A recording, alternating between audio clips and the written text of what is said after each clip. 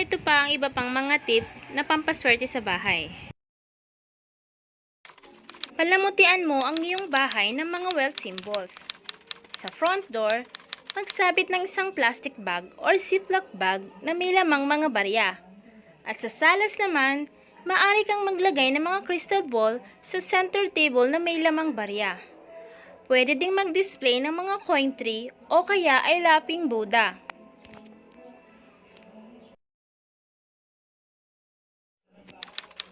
Sa kusina naman, magdikit ng mga paper bills sa pintuan ng refrigerator upang lagi mo itong makikita.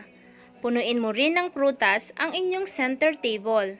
At sa kwarto naman, magdikit ka ng mga larawan ng magagandang bagay na gusto mong ma-achieve in the future.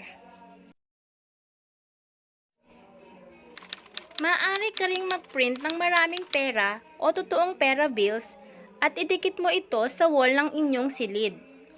Isa itong uri ng affirmation in visual form, kung saan kapag ang isang bagay ay lagi mong makikita, ito ay na-attract mo subconsciously at magugulat ka na lang, bahagi na ito ng buhay mo.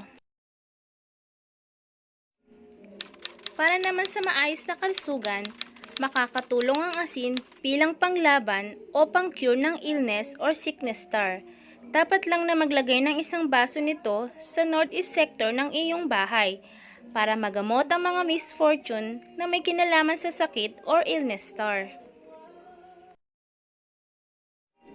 Para naman makaiwas sa number 7 star na nagdadala ng theft, robbery, cheating, at betrayal, ay dapat daw maglagay ng isang basong tubig o aquarium sa southeast sector ng iyong bahay. Isa daw itong paraan para hindi ka manakawan, lalo na kung ikaw ay may negosyo. Dapat din daw iiwas na iharap ang iyong bed o kama sa southeast direction ng bahay para makaiwas sa cardiovascular at cerebral disease. Ilagay daw ito sa northeast direction na pinaglalagyan ng asin para makaiwas sa insomnia at sa iba pang mga sakit.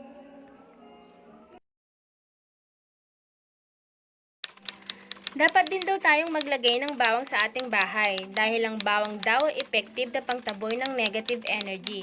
Dapat nga daw ilagay ito sa south sector ng bahay na kung saan pinaniniwala ang malas ngayong taon dahil dito daw nagsisimula ang inggitan, galit at iba pang negative energy na maaring makasira sa iyong 2019.